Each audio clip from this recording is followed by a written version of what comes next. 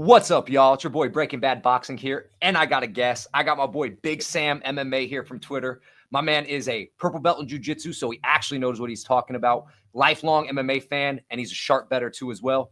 Big Sam, you want to give an introduction? Let us know about yourself, so on and so forth, mate. Yeah, sure. Hey, everybody. My name's Sam. Pretty active on Twitter. Not as much in the content creation space, but have a big passion for MMA. Have gotten more into boxing here in recent years, beyond just watching the big cards that are on every now and then. But yeah, really happy to join the show and talk some shop. So looking forward to it. Hell yeah, bro. I appreciate you coming on, man. I wanted to do this new concept that I've been thinking about here for the channel is 5-star bets that I'd like to do weekly. Essentially, 5-star bets for y'all. What I would like to do is I would like to give our most confident bets of the weekend. Clearly, the most confident play being a 5-star play and our least confident being a 1-star play. So what we're going to do is we're just going to go back and forth, chop it up, riff off each other, and we're going to go back and forth. What's your 1-star bet to my 1-star bet? I'm actually, I'm curious to see if we have any overlap too in bets that we like.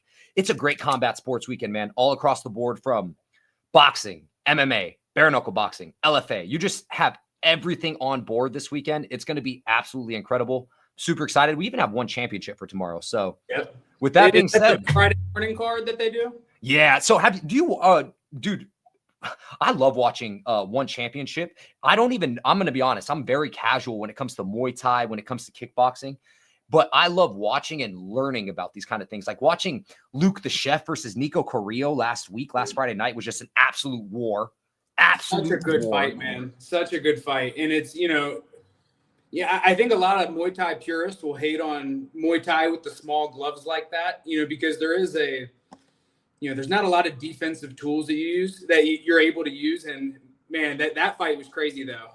Bad match for big gloves make a world of difference when it comes to striking. The big gloves make a world of difference.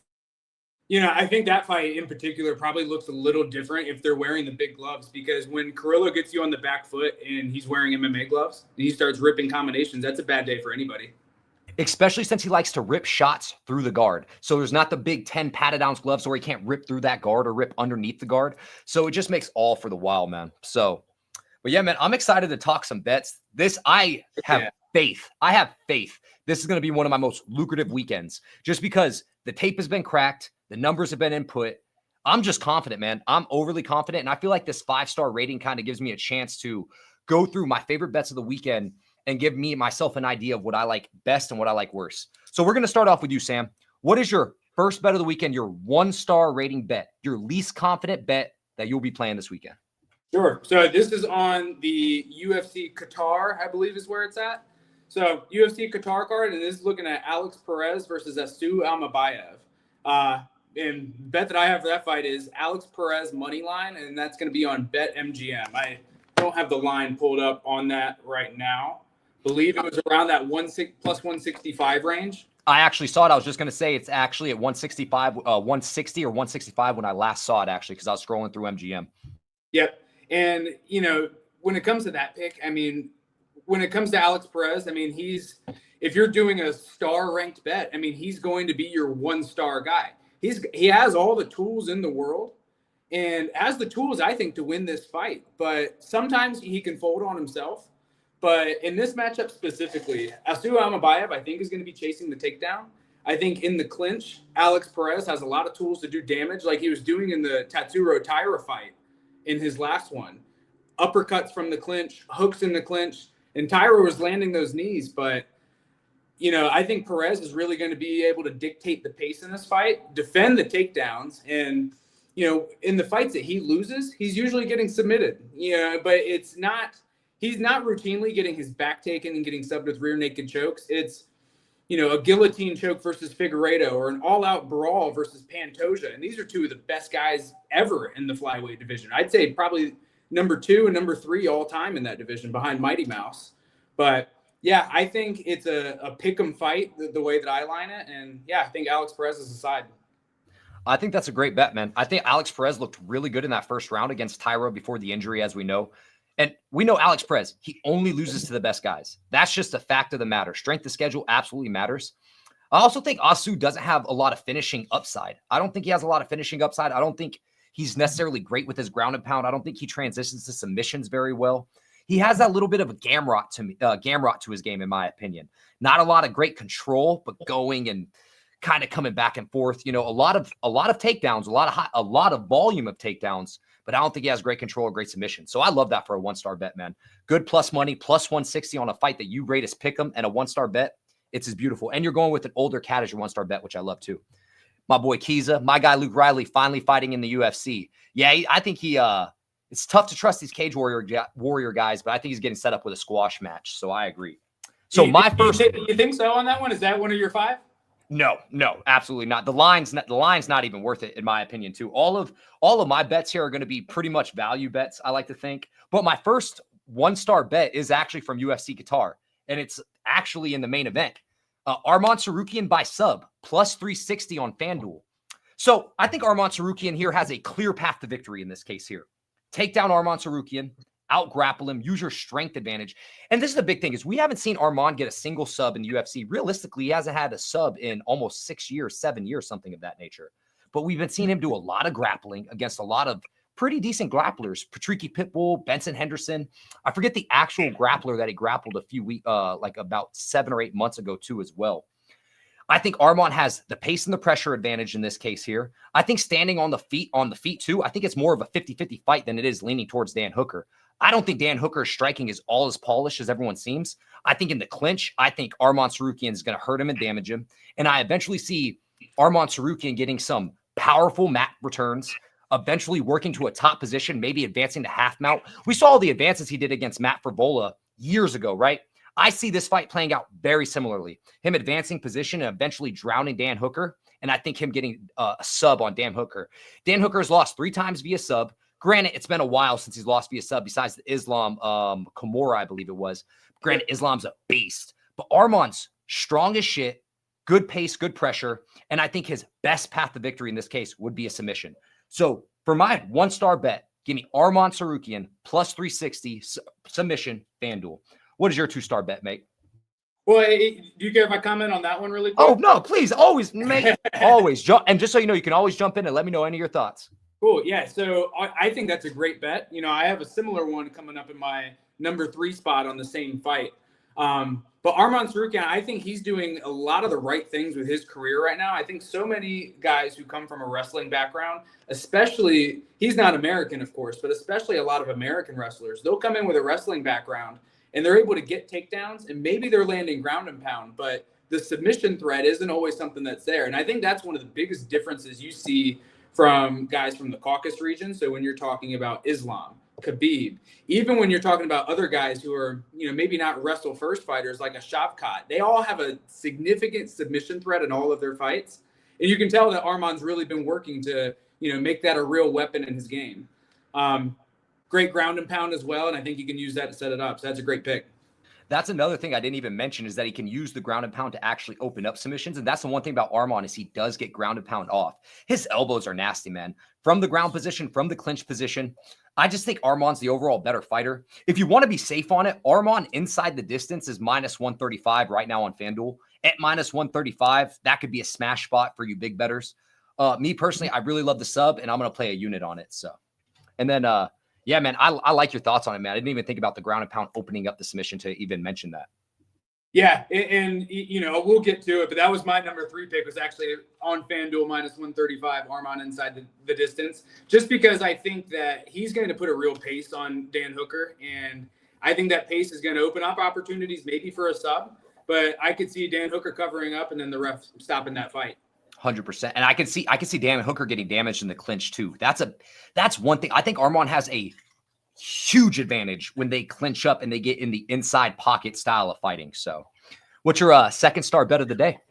So my 2nd-star bet of the day, another UFC fight. I only have 1 boxing bet that's on the card. I figured you'd have more on the boxing side than I would. I got 3. My honestly, 3-star, 4-star, and 5-star, all boxing bets. So my boxing fans, don't even worry. I got y'all. Awesome. Yeah, my 5-star bet's boxing, but we'll get to that. But this one's on Volkan Ozdemir versus Alonzo Menafield. You know, when looking at the tape for that fight, 2 big hitters, 2 guys who, you know, have gone the distance in their past couple fights. You have Menafield coming off a decision win versus Umar Sy, and then versus Julius Walker. And then Ozdemir, I was watching the tape on him earlier. I can't remember who his last fight was. But I have this fight to end by knockout, and the best line I saw on that was -130 on FanDuel.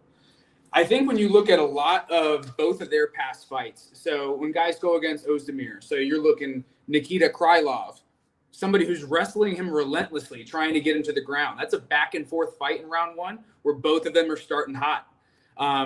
You have Paul Craig, where if he, if there's not the threat where Volkan doesn't want to follow up on the ground because he's worried about those jiu-jitsu positions, triangles, arm bars off his back, he finishes that fight too. Volkan, he's not the fastest guy, but when it comes to boxing for MMA, he's got a functional jab, works the body well, and especially when he starts to put guys on the back foot, he's doing real damage. I don't see Menafield shooting for takedowns. I see him wanting to strike in this fight as well. And especially early on, he's got huge power. And I see somebody going out in this fight. I think if you're looking for a plus money bet, fight ends inside round one, I think is around +180 is what I saw. I actually really love that bet here. So you had Ozdemir, who actually, I just remembered he had those devastating knockouts over Walker and Gustav. I think his last fight was Carlos Ulberg, if I'm not mistaken. Yeah. That's right. He lost on points in that fight, and he subbed Guskov is what it was. He opened it up by hurting him on the feet, but it was this, Guskov. That's what it was. He did sub him, but he did hurt him on the feet. I'm not tripping about that, right? He hit him with the straight left down the pipe. Hurt him with the straight left down the pipe. Okay. He was working him with ground and pound, and he had him to where he was flattened out with both hooks in. He's covered up, and he took the choke. I think it's probably his only first or second sub in his career so far. I also think with Menafield, he has a tendency to gas in the later rounds. He didn't look bad against his last fight against, was it Sai? But the thing about Sai is I don't think he has that much finishing upside past round one. I think he's a rounder one bust kind of fighter, and that was just perfect for Alonzo Menafield. Someone's going to be diving garbage takedowns to your hips, and Alonzo Menafield, as we know, shit brick house hips, bro. Imagine trying to single leg that guy. It's just not going to happen, mate. It's just not going to happen. Yeah, I mean, he hips into you, and that's going to be really tough. You saw Ozdemir do that a lot against Paul Craig. I think he's really heavy, and he's a lot for guys to take down in that first stage, of takedown defense. If you get a wrestler like DC when you win against him, and he starts chaining takedowns together and keeps you off balance the whole time, the takedowns start to come a little bit easier. But man, I don't think this one touches the ground. I think somebody's going to sleep and going to sleep early. Yeah, I think I kind of tend to agree with you. And I think that play at the round one play is a nice little sprinkle and stab. Hans History Volt, hope you're doing well, my brother. Let me just really quickly just answer this question here from my boy Hans History Volt. Fernandez is in Spain, in his hometown. He's coming off a fight that necessarily wasn't great for his look, in my personal opinion, with the disqualification and things of that nature. I think Fernandez is going to work the body early and often. I don't necessarily agree with the line, but I do agree with you that I think it's a bad stylistic matchup for Casamonica. I think Fernandez works the body early and often, puts the pressure and the pace specifically. And I think in Spain, which is one thing that no one seems to be talking about in this fight, Fernandez in Spain, I agree 100% with you. I'm on that. I wouldn't personally touch it unless I'm parlaying it. But even then, my style, -300 is a little bit too steep for me. So my apologies about that, Big Sam. I didn't want to leave my man hanging here. That fight I'm actually not familiar with at all, so I'm glad you took that one. Yeah. So John Fernandez, he's a Spaniard fighter, man. He's actually pretty good. He had a great win over Pyotr Petrov, who is an older Russian fighter that's highly respected in the boxing game. One of those older kind of gatekeeper kind of names. And he had a pretty rough DQ win in his last one, where it was a bunch of ref stoppages for low blows after him dropping his opponent, rocking his opponent. It was just all kind of bad. He should have got a stoppage win in that one, but it went on as a DQ win because of low blows. Really, as Nunes, the fighter he was fighting, he didn't want to fight anymore. Now I'm just ranting about boxing, so my apologies. What's the odds on Waldo Kiza? It's -142 on DraftKings and -135 on FanDuel. That must have moved a little bit. I thought he was like -160 earlier today. So when I was just researching this just before, because that was one of the fights that I was looking at was Waldo, and I couldn't get behind it at that line. But it was -142 on DraftKings. I'm pulling up DraftKings Sportsbook right now to make sure that I am not misspeaking. I don't have that in my 5. What do you think about that fight? So let's just talk about that real quick. I think it comes down to, realistically, is what type of shape is Waldo in? Does he kind of implement that low volume jab, low calf kick game plan? Does he keep, and one thing about Waldo is he is pretty defensively sound. We saw that in the Pavlovich fight is he took some shots, but not as many shots as, you would think against someone that's as good of a boxer as Sergey Pavlovich. I think Waldo should be the favorite, but taking the fight on three days notice, flying across the country. He trains in Arizona. He's flying from fucking Arizona to Qatar, mate. How do you take a minus 142 on someone, a heavyweight on 3 days notice? That off rips is a fade bet for me. Fade fight all day. What are your thoughts on it? I think that if he had a full camp, you'd have to say that Waldo's the side. I think easy staying on the feet. He's the guy who's, granted, we haven't seen Shamil Gaziev get stopped with strikes in the sense that, where he's getting put out. I think he had the corner stoppage in the Rosenstruik fight, but I think the jab of Waldo can give him problems. But man, the thing is at heavyweight is I tend to think that Gaziev's going to wrestle here. And with a guy that big is on top of you, it's a lot harder to work out of that. It's some of these guys, they play this deep half guard like a Marcin Tybura, to where he's able to create these scrambles and reverse position. But I think if Gaziev forces takedowns here, he's going to have a lot of success. It all just depends on where both of their gas tanks are at. Because I think both these guys have, not Waldo as much, but with the short camp, I think both guys could gas out. But I don't know. It's a close fight. I honestly don't think Gaziev's gas tank is as bad as he may look, to be honest. This is one thing I've noticed is that he at least pushes through and fights through positions. And that's a big thing to me is like he'll push through and fight through positions even when he's gassed. So it's just a very much a fade fight for me, man. Maybe a watch live spot because maybe Waldo wins the first round, but he looks like he's starting to slow down a little bit. My boy Kiza thinks Waldo's going to jab his way to a win. I could 100% see it. Jab, low kick his way to a win. 100%, especially with Javier Torres in his camp, man. Javier Torres, he runs the ultimate combat training here in Arizona. UKT, former MMA lab product, former Bellator fighter, pretty good grappler in his own right, but he loves implementing his fighters with the jab, low kick game plan. And that's a game plan that could work here. Keep your distance, strong hips, jab, low kick. Still wouldn't touch this fight. Heavyweight on short notice? No, sir. I didn't watch the Samuel Molina fight, by the way, too, as well for the John Fernandez fight. I will go and rewatch that here. What did you think about that fight, Hans History Bolt? You think he beat Samuel Molina? That's one I didn't actually find tape on. I'm pretty sure it's on Daily Motion, though. I just realized I haven't even gotten to my 2-star bet yet. This is what I love having someone on the page for, bro. We get to actually just kind of chop it up and make it a more natural conversation than just a script of bets.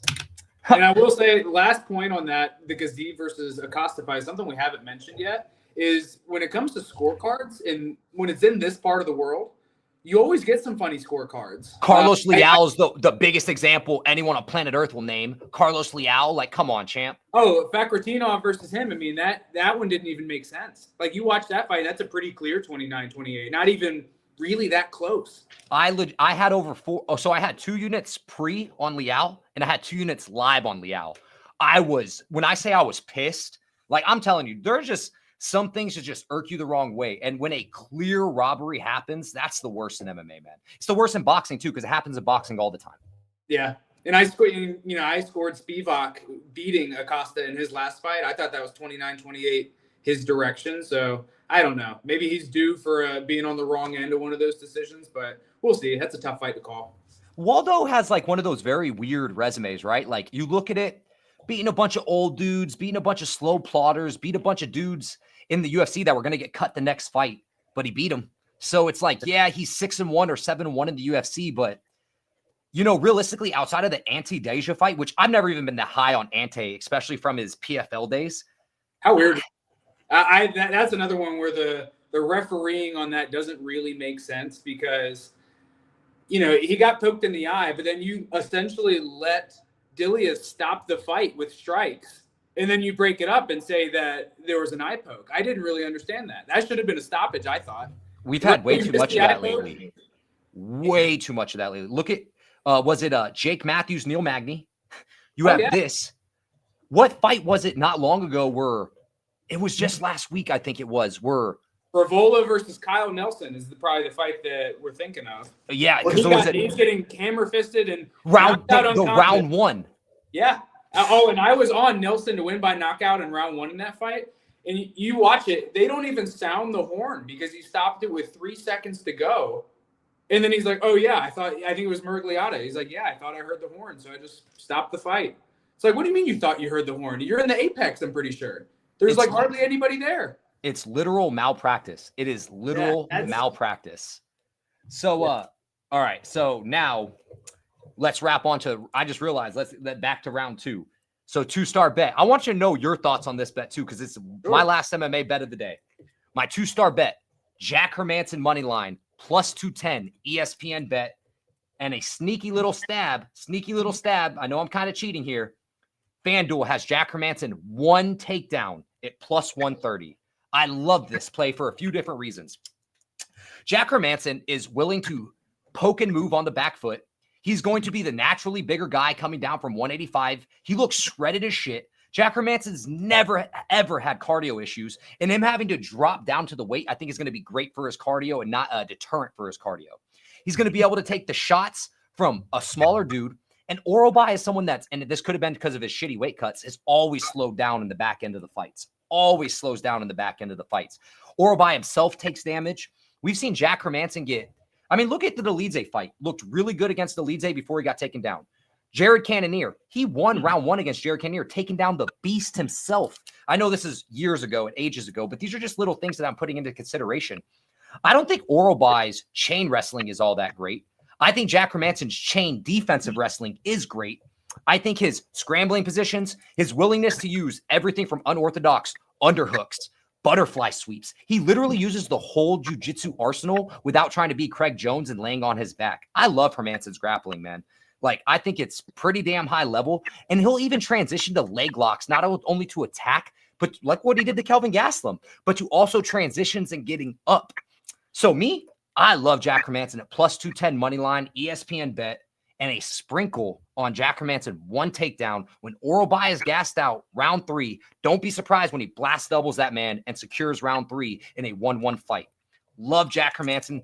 Even as a 2-star bet, I love Jack Hermanson at this number, coming down in weight against someone that Orobai is good and tough, but never been overly high on his skills. What is your thoughts on that bet?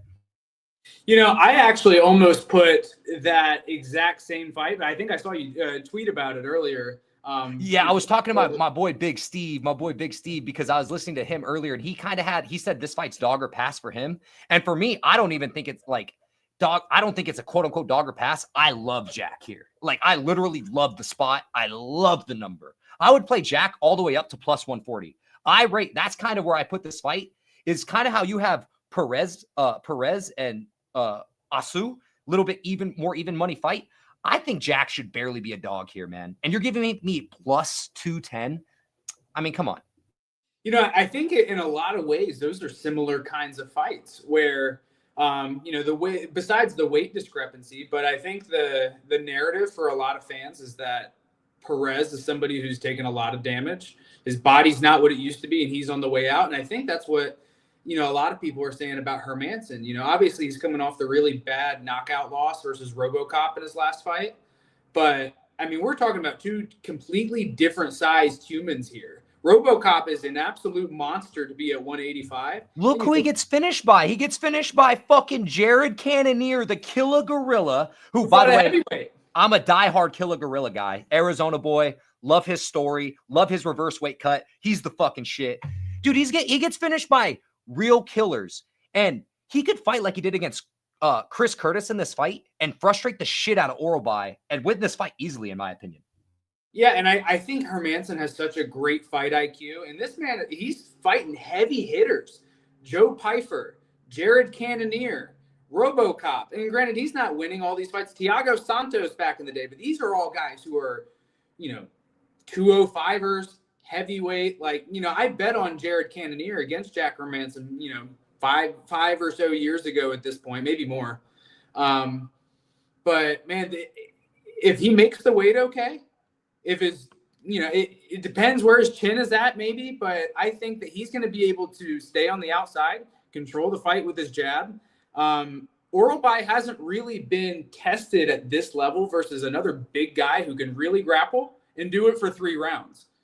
Raubeski, somebody who gets tired pretty consistently. Gas bag. By definition, Rabeski is a 2-rounder bust kind of fighter. I mean, maybe except for his last fight against Ludovic. Yeah, and there's not really if he's not dominating the fight from a physical standpoint, that's a guy who usually struggles. And Hermansson's not that.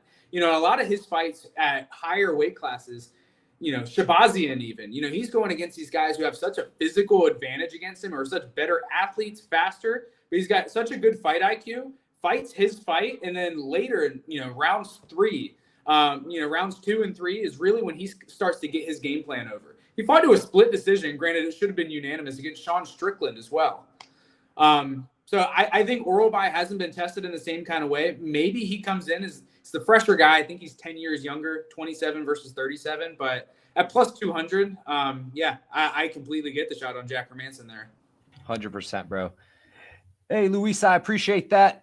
Do me a solid, Luis. Let me know your Cash App or however you'd like me to send you $20 to make a parlay, mate. I will be sending you $20 so you don't deposit your own $30. How about that?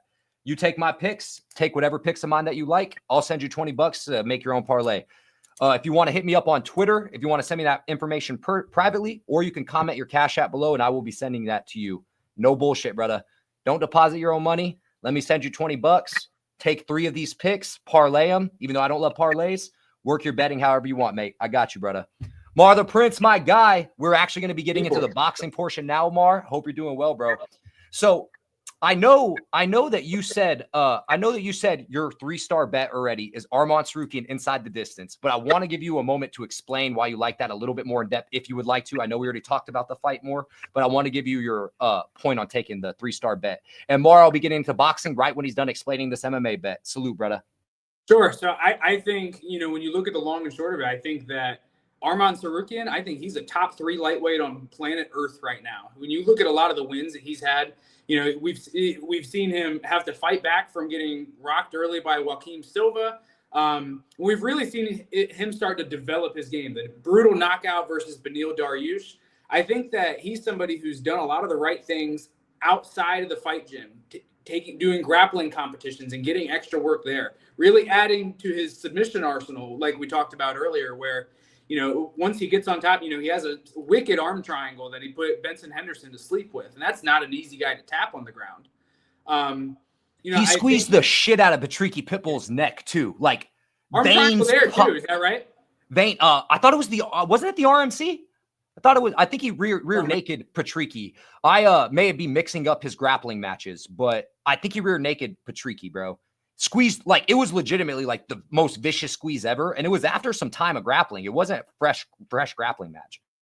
Yeah, I think we've seen him a lot, even against Oliveira. So Oliveira, of course, everybody talks about the deep guillotine choke that he had there, but Tsarukyan really showed his ability to fight back from that. And then he was landing shots on Oliveira in the guard. He's not getting caught in these omoplata attempts like a guy like Gamrot was. He's doing damage from the guard, getting to half guard and doing damage. And that was a close fight. But I think when you look at the current form that both of those guys are in, it's Dan Hooker. I think he's come out on the right side of a couple split decisions. I thought he lost against Jalen Turner. I thought he had a really close fight against Gamrot. But I think that Tsarukyan, I think that for him in this fight, looking at where he stands in the title picture, anything less than a finish for him is going to be a loss. If he doesn't get a finish over Dan Hooker, he's not going to be next for the title shot. So, I think that for him to really make the statement, for him to make that statement, he really needs to go out and finish Dan Hooker in the spot. And that's what I'm going to take. I think it should probably be closer to minus 200 if we're being honest. I do agree. I think the line, I just don't see how, honestly, I just don't see how Arman doesn't finish him in a 5-round fight. I just don't see on any, unfortunately, if this fight was made 10 times, I would take Arman to finish him in a 5-round fight at least 8 times. And that alone, what line should that be? Minus 300, minus 350? All day. So your 3-star bet, Arman Tsarukyan inside the distance, minus 140. For my boxing fans out there, my 3-star bet, yes, it's a boxing bet. I got y'all. And here we go. This one, I'm letting my nuts hang on this one because I have a very unpopular opinion on this fight. And that 3-star bet, y'all, Brian Norman Jr. money line. Now, that's not what is letting your nuts hang. What I like is I'm taking Brian Norman Jr. by points, y'all. I'm taking his money line heavy at even money. Every book has it even money. Bet 365 minus 115 across. DK minus 110 across. FanDuel minus 110 across. Every book has this at even money. My 3-star bet of the week, Brian Norman Jr. Now let me get into the X's and O's why I like Brian Norman Jr. here. Brian Norman Jr. is athletic. He's young. He can hit. Great lead hook. He can punch on the body on the inside when he does get into the inside. Athleticism to cover the gap. And he enters the pocket pretty responsibly. I think people don't give him enough credit for his setups on how he enters the pocket. Devin Haney, too willing to fight on the back foot. He's, at this point, has glaring holes, has issues with the lead left hand, can be stab jab to the body, as we saw against old-ass Jose Ramirez. I don't think Devin Haney has the firepower to keep Brian Norman off him for 12 rounds. Now, where my unpopular opinion on this fight comes down to is I think Brian Norman Jr. is going to win this fight by decision. I think Devin Haney is sturdy enough, especially at the higher weight class, which we haven't seen yet, but I think he will be sturdy. I think he will be in great shape. I think Devin Haney has good enough fight IQ, and we've seen him get up from being dropped at 140 and getting dropped multiple times. Now, the damage accumulates, I understand, but we haven't seen him take much damage besides that. Even in the Vasily fight, like, he didn't take shit for damage. Like, if we're just looking at it from that angle. So when I break down all of these things into perspective here, I like the craft of Brian Norman. I like him growing fight over fight. You look at his fight over fight improvements from Gio Santillan to Derek Cuevas to Jin Sasaki. It's night and day. It's night and day. The way he enters the pocket, the way he's cutting he doesn't necessarily, he's not great at cutting the ring, but he's good at floating the angles and catching you while you're moving. So I love Brian Norman Jr. money line minus 110 for my 3-star bet of the day. But guys, my sneaky bet, Brian Norman Jr. by decision is plus 300 on ESPN bet. Give me that shit. Give me all of that shit. Man, Sam, I'm so excited for that fight. That might be the fight I'm looking forward to most this weekend. The first fight that I had watched Brian Norman Jr. was against Santillan, and wow, what a performance. I was one where I was looking at the boxing slate for that weekend, was doing some research, and Norman was a guy I hadn't watched before. Remember him being a huge underdog in that fight too. Plus 450, I believe, going into the fight. Plus 450. I caught a live line on him on ESPN Bet after round 4. Plus 380. I got him at plus 380 after round 4. And I want to say, that's a fight I haven't rewatched in a while, but, I want to say after round 2, it looked like one-way traffic too. Really started to take over and was hurting him with doing a lot of damage on the face as well. And since then, I've watched every one of his fights. One of the biggest bets I've ever placed was on him to win by knockout against Jin Sasaki in his last fight. And I mean, wow. I mean, easy cash, brother. And he's making improvements from fight to fight too. I think, like you mentioned, Devin Haney does have issues with the lead left hook.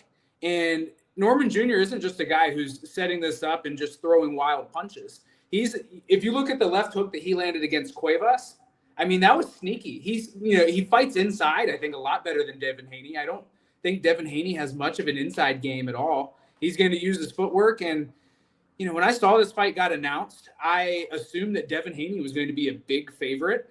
Was rather surprised to see Norman. I don't know if he opened as the favorite, but he was the favorite for a good while. And now it's about 50-50.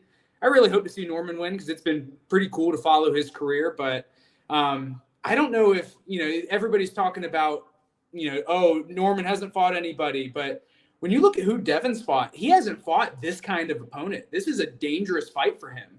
He hasn't fought anyone this athletic that's been growing fight over fight in a while. That's a young fighter. That's a big thing. This is the first young athletic in his prime fighter that he's fought in quite some time. But yeah, man. So that interview was so funny that guy's literally. That's why I brought up this, man. Norman Jr. gonna break, dude. I love listening to Brian Norman talk. So fun fact: my mom's from Louisiana. My mom's from the South, so I'm big on Southern folk. Like I love seeing my Southern folk do well. I'm from Arizona, so I can't even act like I'm from the boot myself, but my mom is. So, Mar, thank you for giving me my flowers, brother. Even though, as we're seeing now with what's happening with Matias, I appreciate you giving me my flowers. Yeah, I called Matias plus 550 by decision.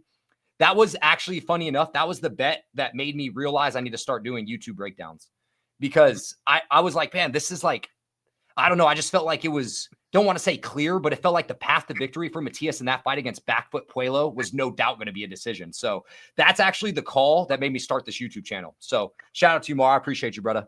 And I hate to say I was on the opposite side of that one. A lot of people were. A lot of smart people, too. Like Johnny Says Boxing, smart-ass dude. Knows the game. Back and forth. He was on Puello, too. Like, that's a 50-50 fight. I thought he won that fight.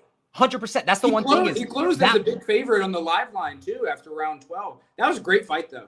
Honestly, that fight could have been scored 6-6 or 7-5 either which way, and I wouldn't have complained. I expected to lose that fight. I'm not going to lie. I expected them to give it to Puello, but my buddy I was with, who's a super casual, he's like, nah, bro, I think your boy won. Like, he was confident as hell that Subaru won that fight, so that made me feel a little bit better. You know, it was one of those fights where if you're somebody who, you know, if you're newer to boxing, the whole time it looks like Matias is doing a lot more, but you know, as you're watching, you know, he's throwing, I want to say the punch count, he threw so many shots in that fight, fighting on the inside, forcing the issue, but Puello did good work as well. But Puello can fight on the back. That's what he does. He fights on the back foot. He's solid. I mean, look at his Gary Antoine Russell performance on the back foot, man. I mean, I think he lost against Sandor Martin, but that was two fighters that were willing to fight on the back foot, which is hilarious to me. So yeah, exactly. All right, Big Sam, we're getting into the 4 stars now, baby. Holy shit. It's the moneymaker time. Let's get it, y'all. 4-star bet of the day for you, Big Sam. What are we thinking, brother?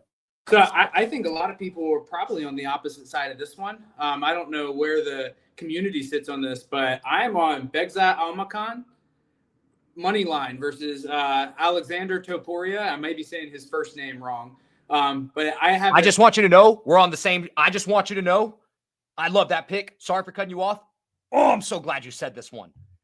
Yeah, I mean, it's one of those where, you know, I think Topuria, when you look at his record, it's a shallow 6-1. Colby Thickness gave him a tough fight. Granted, he looked good against Musasa in his last fight, but I think that Alexander Topuria, he has almost the same exact style as his brother Ilya Topuria, using a lot of head movement, high guard. Not a lot of kicks. He'll fire a low kick here and there. But I think where they're different is I don't know if he has the same explosive power that Ilya has. You know, I really thought he was going to get a stoppage against Colby Thickness and was disappointed when I saw that. Begzat Almakhan, on the other hand, when you look at the regional tape on this guy, he has explosive power for 135 pounds. He flash dropped old boy Umar. And I bet him in that fight. Looking at the regional tape, I think because he's plus 700 or something like that. But when you look at the regional tape on this guy, he's a very good fighter. Very good fighter. Good kicks. I mean, the uppercut that he caught Brad Katona with. I mean, this guy can crack. He put Brad Katona, who's known to be tough as balls, out. Yeah, I think he had never been stopped before. And he's fought Marab. He's fought a lot of good fighters. John Matsumoto, I think, fought on The Ultimate Fighter twice. Yeah. But Almakhan, I think that if you're not forcing a wrestling heavy game plan on him, he's going to be hitting you harder than you're hitting him. I think this guy's a real prospect of 135 pounds. And granted, I think that's the deepest division in the UFC. But I see his ceiling being a lot higher at this weight class. He's big for the weight class, too. I don't remember exactly how tall he is. But, yeah, I think he's the side here. I think some people are getting caught up in the name value of his opponent. But, yeah, I think he has all the tools. 12-2 pro records and more experience. But yeah. And he's fought in the better guys by a country mile. Topuria's fought in nobody besides literally nobody besides Colby Thickness. Literally nobody. Another thing too as well. This is like that Bellator style of betting. You see an OAV at the end of their name, you know they're getting a tag automatically attached to it. So you go into a little bit of deeper dive. I remember getting Henry Corrales plus 310 against a Russian that's like Ukrainian, not even an actual Dagestani Russian. He was a Ukrainian. I forget the name, but he was like a plus 310. Shout out to my boy, okay, Henry Corrales. Now they're trying to strip Matias. They really want Smith versus Azim. It's crazy as just 4 days ago, Fresh Value MVP Promotions posted that both fighters submitted clean samples. So now 4 days later, there's a dirty sample? What the fuck are we talking about here? And they already too, just like Garcia popped for. I don't understand, man. And What I'm curious about is this is a test that he popped for in this camp with Smith. I don't understand why everybody's bringing up Puelo now as if he was on Austrian versus Puelo. If they never tested him then, I don't know, man. And I just got to say this too as well. Subriel Matias is one of my favorite boxers. I love Subriel Matias. Forward coming marauder, absolute gangster, absolute pressure. But man, he's still my boy. But if the sample B comes out positive as well, I'll be a little bit disappointed in my guy. Azim versus Smith, crazy fight, but they just announced Smith versus Puelo already. Smith versus Puelo. I saw people were speculating on it. That's official? Yeah, so let me make sure I'm not tripping. Shout out my boy Johnny Says Boxing because he put it on his Instagram, and that came straight from Ring Magazine. Let me pull this up. My bad, champs. Disappointed with Matias, though, because I think he's somebody where if you're trying to get a fan into boxing, he's the person you tell him to watch. Boom. Okay. Ring Magazine, Mike Carpenter. Puelo already yeah, so they're already making that. So wait a minute. Whoa.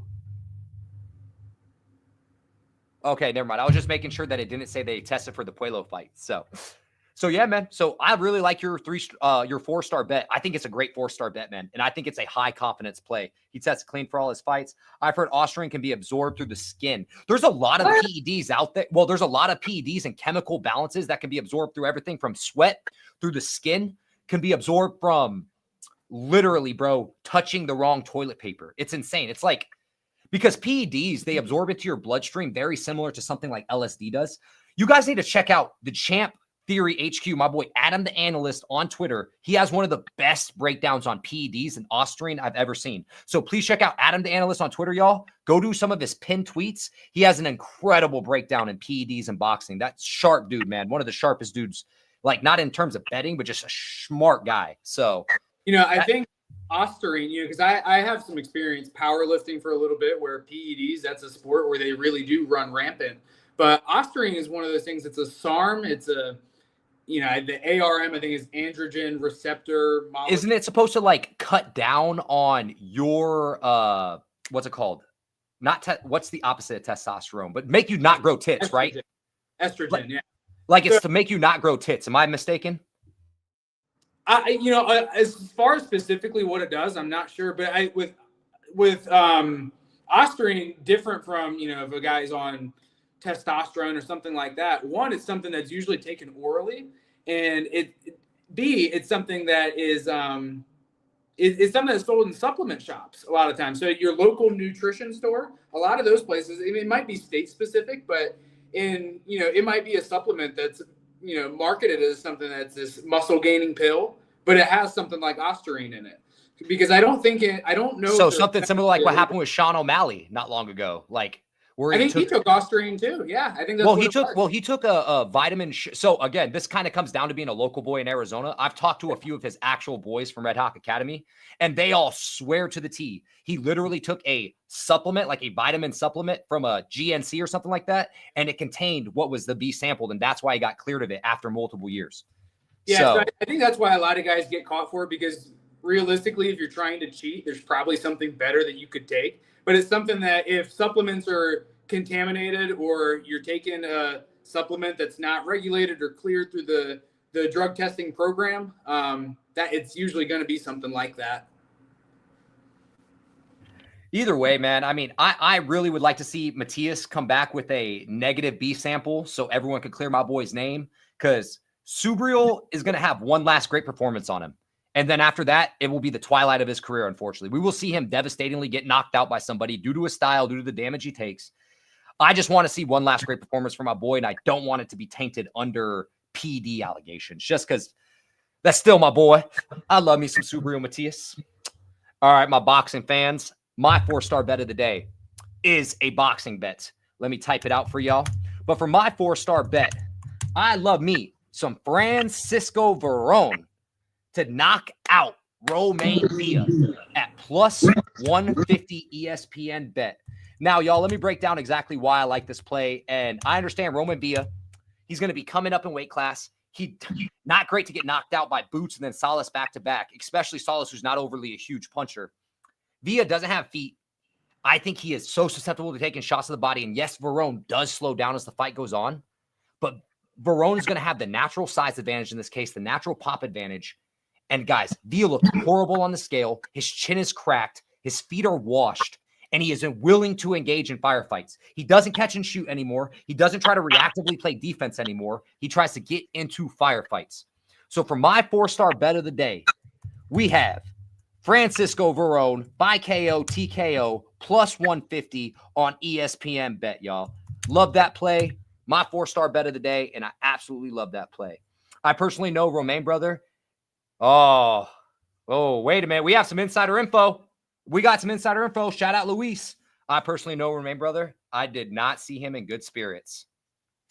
Brother, Luis, you may have just turned my 4-star bet into my 5-star bet. I just want you to know, I think you just turned my 4-star bet into my 5-star bet. So we know what Luis is putting the parlay on now. Yeah, I mean, bro, plus 150, man. Dude, damn, man. I mean, and that's your boy, so I hope you know I'm not shitting on your boy. I hope you know that. I'm only speaking from an analytical boxing perspective. I'm keeping all my emotions out of this. I just don't see him getting out of there, man. I see Verone cracking him, and I see Verone cracking him and getting him out of there probably around 6 or 7. Probably around 6 or 7, man. So for my 4-star bet, I love me some Francisco Verone, plus 150 ESPN bet, TKO, KO, disqualification. Hans History Vault says, Luis, please do tell. So we are now down to our favorite bets of the night, y'all. These are the bets that we will be feeling great about, making our biggest money statements on. Sir, Sam, what is your 5-star bet? And I know you said it was a boxing bet. It's a boxing bet. And, I'll even throw in an honorable mention too. When breaking down the tape on Abdullah Mason versus Sam Noakes, and I'm not biased just because we have the same first name, but I think there's a lot of people out there who are talking about this fight who haven't watched much of Sam Noakes because he's a really good fighter. Really good fighter. And I get where people say it's a bad stylistic matchup for him. But, something that, I think I tweeted about this, a couple weeks ago as well, is I think Abdullah Mason, similar to somebody like Boots Ennis, he doesn't always do what is the technically right thing. Sometimes he'll try to punch with guys. He'll try to, wait for his opponent to throw, and he'll try to time up the shot. And that's why he's gotten dropped in a couple of fights. He throws double rear uppercuts. Yeah, things like that. And I think for him to win this fight, he's going to have to fight in a way that we haven't seen him fight yet. If he goes out there and styles on Sam Noakes, then then I'll probably be aboard the bandwagon and say this guy is the next best thing in the sport of boxing. But plus 260 is what I'm seeing on Sam Noakes. I think he has the ability to make this a really dirty fight. I think he has the ability to hurt Abdullah Mason in this fight. And I'm probably going to find my way to taking a shot on him. The Hand History Vault, Mason's overrated. I mean, when you look at some of the mistakes he's making against the opponents that they're against. Also, this one is just a honorable mention. This isn't my. My bad. No, I get. This one's tough to get to because if Sam Noakes loses, he's probably going to lose in devastating fashion, and it's going to look like it never had a chance. But my 5-star bet is none other than David. One sec, before you get into your 5-star bet, can I give you my quick thoughts on Noakes and Mason? My followers have absolutely heard me. This is actually the tape that for this weekend I did the most tape on by a country mile. I probably did like 7 hours of tape on this fight alone, just because one, you have so much tape to watch on both fighters. Sam Noakes, of course, makes me go through 12-round fights 2 times in a row. Yep. But with that being said, guys. Man, Sam Noakes on the inside, far more skilled. Collar ties, frames, ties up. The bigger puncher, the better body puncher on the inside. From the mid-range, I think it's a 55-45 fight for Mason due to the athleticism and the feet. And from long range, I favor Mason, but Mason doesn't fight at the long range. Here's where my issues and questions happen. Sam Noakes against Ryan Walsh was so willing to fight against the southpaw on the back foot and didn't like to enter the pocket. And then you have Abdullah Mason. We've never seen him go 12 rounds. We've never seen him go 10 rounds. And yeah, we've seen him get dropped against Vasquez, but Vasquez can crack, man. Vasquez can crack, and he's not that bad of a fighter. There's just so many different variables and factors that I think this is a great live bet. I think this is as good of a live bet as it gets. And let me tell you why. I think Sam Noakes, if this fight gets past 7 rounds, will eke out some later rounds with his inside work, his volume, his pressure, his body punching. And I think if he stabs 1 or 2 early rounds, you can take a live bet on Sam Noakes, because not only will the popular money be coming in on Mason. My apologies, y'all. You guys see, I got my wisdom teeth done 2 days ago, so my mouth keeps salivating. My apologies. But I just think this is a great live bet spot, man. And I think there's going to be a possibility to get some money on Sam Noakes. It's just it's a way closer fight than you're giving me plus 260 for Sam Noakes. So I think that's a great honorable mention. So that being said, let's hear your real 5-star bet, your official 5-star bet. Yeah, my 5-star bet is going to be David Benavidez to win by knockout or TKO against Anthony Yarde. I think it's a fight where, and I think I heard you talk about this on one of your previous videos, when David Benavidez starts to go through the gears and he starts to roll downhill on these guys. We haven't seen it yet at light heavyweight, but, when he starts rolling downhill, he's doing a lot of damage. I mean, Caleb Plant was just trying to survive in that fight. I think Anthony Yarde, somebody who, he's going to be live early, but I think this is the perfect stylistic matchup for David Benavidez to find his first stoppage at 175 pounds. Similar to when talking about for UFC, when talking about Arman Tsarukyan versus Dan Hooker, if he goes to a decision with Dan Hooker, that's a disappointment for him. It is not going to set him up for the next fight he wants. David Benavidez has, he wants to fight against Canelo, Bivol, Better Beef, all of these. I just listened to an interview with him today. After this fight, he wants to go up and fight Zurdo Ramirez next at cruiserweight. Does he? See, yep. I think that'd be a great fight. Going up to cruiserweight, I don't know how that looked for him, because I think he's having a bit of trouble filling out light heavyweight.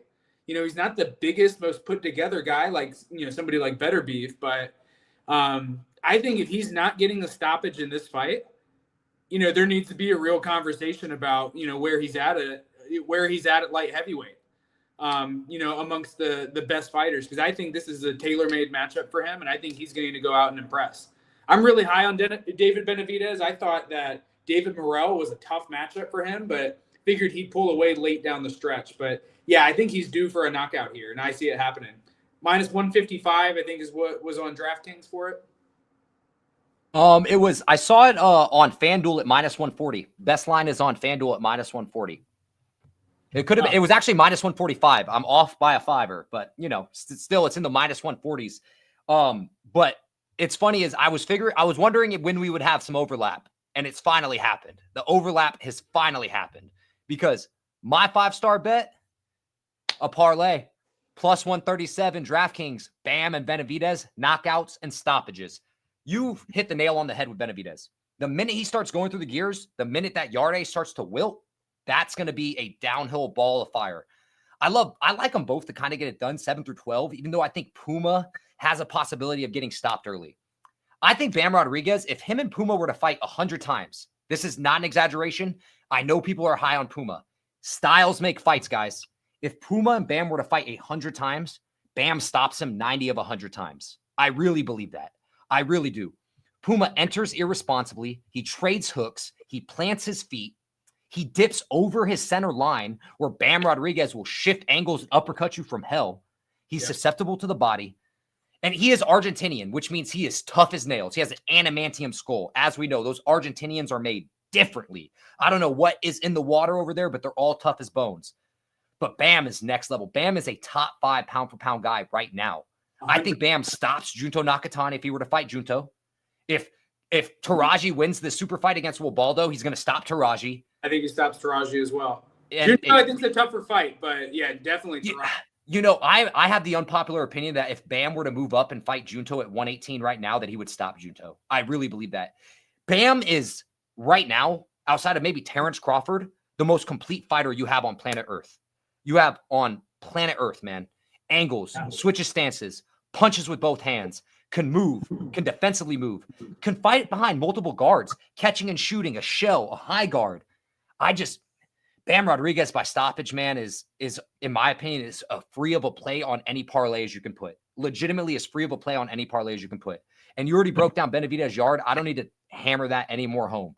I like Benavidez to start getting the volume and the downhill train rolling, and Yarde to eventually check out of the fight. I could see corner stoppages for both fights. If it doesn't come down to actually them stopping it, I can see the volume in the later rounds for Benavidez stopping it for Yard. And I can absolutely see Puma's corner throwing in the towel for the punishment that Bam will be putting on him. Hans History Bolt said it perfectly. His biggest problem is trading. Remember when he got dropped in round 11 versus Ioka? How'd he get dropped? Trading hooks. Trading hooks. If you trade hooks with Bam, brother, stop it. You're going to sleep. Yeah, I mean, I think that's a great play as well. Like you said, Bam's one of the best fighters in the sport right now. And then Benavidez as well. You know, we spoke about that also. But yeah, dude, this is probably one of the cards I've been the most excited for in boxing in a while. I mean, there's a lot of people going back and forth on, is Riyadh season and Turkey Al Sheikh good for boxing? I think something that they're doing really well is they're getting entire cards of very competitive fights. For the most part, I think Benavidez and Yard, I think that it'll look competitive for a while until it doesn't. Haney versus Norman, I mean, I see that being the most divisive one online. A true 50-50. That's a literal true 50-50. Stylistic wise, that's a true 50-50. Luis, I'm going to get to your question too as well, just so you know, brother. But I think this card's great for the sport, and I'm probably looking forward to this more so than I am the UFC card this weekend. I couldn't agree with you more. I actually just told my buddy this is the most excited. My boy Ramsey, shout out Ramsey. I told him it's the most excited I've been for a boxing card since the 5v5. The 5v5 that we got Queensbury versus Matchroom a few years ago, that's the most excited I've ever been for a card, and I am feeling that level of excitement for this weekend of boxing. And my brother Luis, just to answer your question, I do rate Verone highly. His performance against Brandon Adams, besides him getting dropped, which I don't think he was really too hurt, he was just more rocked in a way. I thought he was close to either. He could have won that fight against Brandon Adams, who I rate Brandon Adams, especially after his last performance, very highly. He went life or death with Jahad Tucker, and I like Truck a lot. I like Truck's work a lot. And, dude, a lot of people thought that he lost against Timur, but, dude, he beat up Timur on the inside and the body. I like Verone. I think he's a class 154-pounder. I really do, man. I think Verone can fight someone like a Brandon Adams today and win.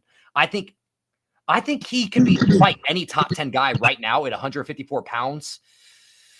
I'm trying to think besides like the top guys. Like clearly he gets smoked by the Virgils and the Boots and the Fundoras of the world, right? But so yeah, man, I do rate Verone pretty highly. I rate Verone pretty highly. I think he's a top 10 154-pounder on planet Earth right now. I really do. So what do you guys think of Mason Noakes under 10.5? I feel Mason is live to get clipped, but I think he gets a finish. Honestly, one of my sneaky bets that I gave out this weekend was actually the Mason Noakes over 9.5 at even money. I think that's kind of a sneaky bet because Sam Noakes is sturdy. And even if he begins to start getting his ass whooped, I can see him defensively fighting in more of a negative defensive stance and posture.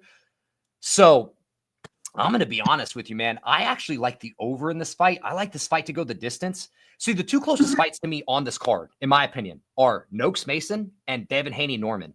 And when I have close fights in boxing that I think are actually close, I always take those fights to go the distance. I just think that's a smart play, man. So that's kind of how I like it, man. What do you think of the under 10.5 here, Sam? I think, like I was saying with this fight earlier, I think for Mason, Mason's a big favorite. But I feel like for him to win this fight and win it comfortably, he needs to fight a different game plan than what we've seen him do in his other fights. I think this is a step up in competition for him. I think if he goes after Sam Noakes like he did against Vasquez, for example, a fight where he did get dropped, I think it's, at that point, he's making it a 50-50 fight. And I could see either of them getting clipped. So, I don't mind that. Like I said, I did a lot of tape study for that fight as well. And I don't really know how to feel about it. Like I said, if Sam Noakes loses, it's probably going to be him getting splattered in the first 6 or 7 rounds. It'll be something devastating. I agree. It'll be something that's a snipe. And by the way, M80 Mang, just so you know, that's just my opinion. I always like to tell everybody, my opinion is not word of Bible as we know. Please do your own tape study, your own research, whatever you like best, because I'm not always right, man. I'm not always right. So, I mean, no one's always right. It's impossible in this betting game to be 100% right. And for me, being a not as well-read of a boxing fan as yourself, I've watched a few of Abdullah Mason's fights now. And when you see this fight get announced, as a more casual fan of myself, first instinct is, okay, Abdullah Mason's going to stop this guy. And then you look at the tape on Sam Noakes, and he's an excellent fighter. Maybe not excellent, but he's a very good fighter. So we're going to see. He's going to have to show me something. I'm really curious to see how this one goes, man. I'm excited for this fight. Second closest fight on the card, in my opinion, besides Norman Haney. And I even think with Norman Haney, I think it's the hardest fight to call because which way does it go? Which way does it go? And you just have so many unknown variables in that. Mar the Prince, you already know, brother. I will be cocky and say I don't think there's many Americans that watch as much Japanese boxing as I do. My dog's name's fucking Inoue, but I'm not going for Inoue, man. The way they're moving tension has been brilliant. From Victor Santillan to the Maloney fight, just moving him step by step up, pace by pace. There are not many guys that have, I think he only has 7 or 8 fights, and he's fought in guys like Jonathan Rodriguez to start his career, Luis Torres, Jason Maloney, Victor Santillan. And yeah, Takuma Inoue had a pretty decent scrap there with Saisumi in his last one. But Inoue is so hittable. He's not great at tracking. And I think tension, even though he fights still kind of like a kickboxer, he still boxes kind of like a kickboxer with his jousting style. I think he's going to have a hard time tracking tension. The lines suck. And I understand why a lot of people are dog chasing for Inoue, but I just don't see it. I don't see how Inoue wins the fight. I think he's going to have a hard time tracking tension. I don't think he puts out enough volume, and I don't think he cracks hard enough. I think tension's going to clear Inoue. And my boy Keezy even agrees. Tension's going to piece him up. Now, I think no, you're fine. I was going to say, just commenting on the tension fight, I need to look into that fight a little bit more versus Inoue. But from what I've seen in tension and boxing right now, I think I'm not honestly the highest on him. He was, I think, pound for pound #1 kickboxer for a while when he was in that space. We all watched the fight that he had on New Year's Eve versus Floyd Mayweather years back. I think that was his first kind of introduction to the boxing world. But I don't know. It's somewhere along the way. I think he's going to have a step up where he's going to struggle. I don't know if it's here, though. It wasn't going to be against somebody like Maloney, but I don't know. There are people who talk about a Junto Nakatani fight with him somewhere down the road, God forbid, a Naoya Inoue fight. I mean, those are both horrible matchups for him, where I think he'd get hurt really badly. I think that probably will happen somewhere along the way. I just don't know when it's going to be. I need to look at this one a little bit closer. I'm just not very high on him from what I've seen. I can understand. I don't think he's shed that kickboxing shell yet, but I think we really started to see him plant his feet more like a boxer against Victor Santillan, hold his angles a little bit more against Victor Santillan. Another thing too, as well, is Inoue fought his last fight at 124 pounds, where he struggled to make the weight at 124 pounds. That's something I take into consideration here too, as well. So, Nakano Aleem, I'm very high on Nakano. I think he's like one of the futures in boxing. And I really like Reese Aleem. He does a lot of good work. Reese Aleem may be one of the more underrated fighters in boxing, quite frankly, here.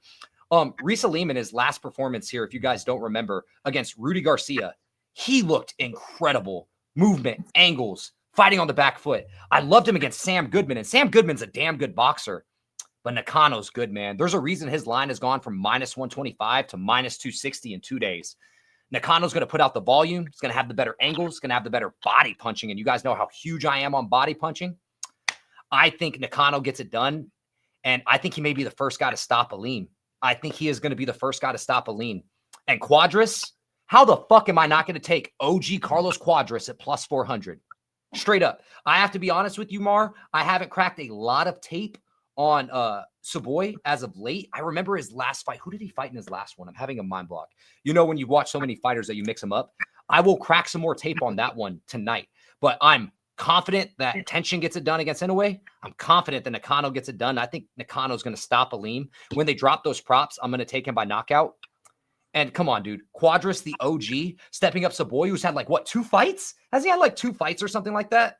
That's far too much of a step up, in my opinion. So, you have any thoughts on those, by the way, Sam? My apologies for ranting there. I'm not as familiar with them. Usually when I'm waking up early for Japanese boxing, it's typically, I woke up early to watch Norman. Thank you for being honest, by the way. I hate fools that will just cap for the funk. Thank you for being honest, bro. Yeah, I mean, I'm not going to act like I'm familiar with all of these guys and try to give some opinion on them.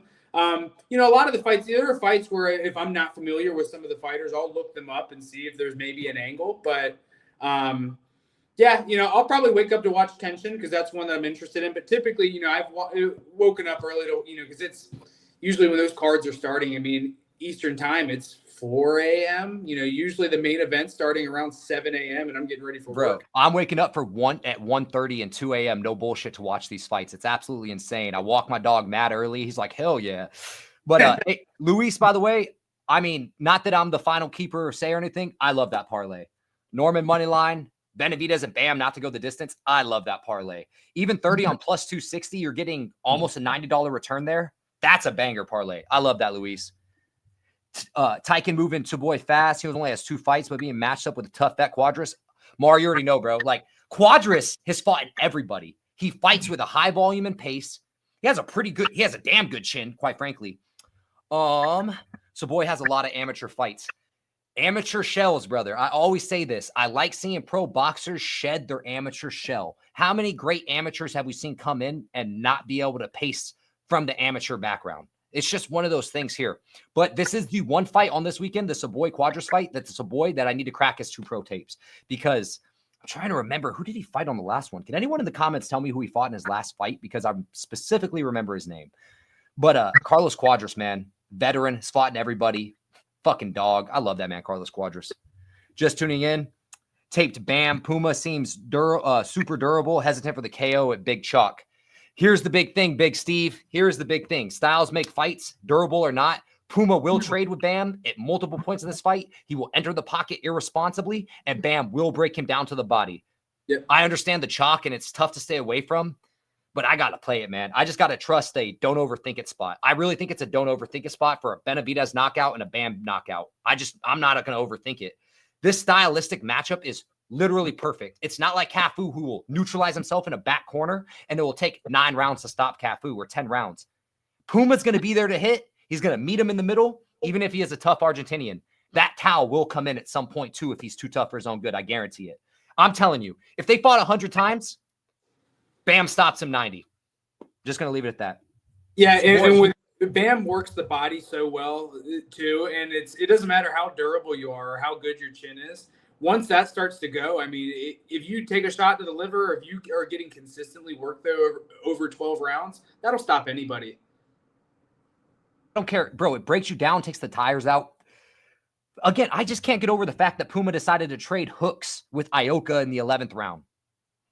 Brother. And who did he fight, the South African? Who did Puma fight, the South African that he got dropped?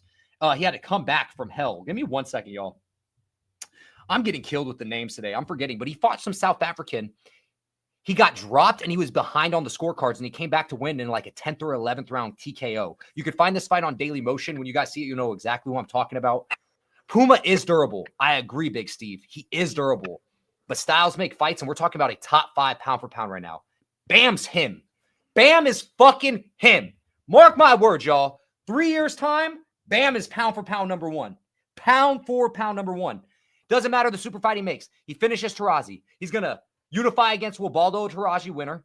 He's going to move up to 118. And even though Juto's moving up to 122, so we'll never see that fight, he's just going to chase him at 118. Bam versus Tension. There's a super fight. Bang. We just made it. Bam versus Tension. And Bam would beat the shit out of Tension. He'd beat him so badly. Dude, I don't think that'd be a remotely competitive fight, honestly. It'd be from a financial perspective, that fight does numbers. Because I don't know if a lot of people stateside realize it, but because we think of Inoue as being the big star out of Japan. Goat.